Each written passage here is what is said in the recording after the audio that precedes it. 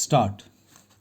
I know there is a variety of opinion, however, on almost all questions, and if there be any of my readers who doubt the benefit to be derived from such a study as I have referred to, and if they assert that, in their opinion, it would be a waste of time as well as money to procure such books, I ask them for their own sake and for that of other people in their position who may look at the matter from their own view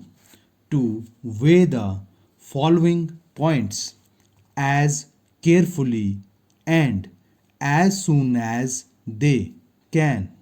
Stop. How often do we come across such phrases as toad eater, salted accounts, etc., and though their meaning from their position in the sentence may be pretty clear, should we not have some difficulty in saying how they came to have their present signification? Stop. Have we not all occasionally read some phrase or heard some allusion which we did not understand? And have we not sometimes lost the beauty of a passage through our want of knowledge? Stop.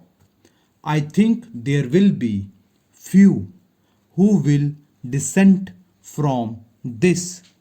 Stop.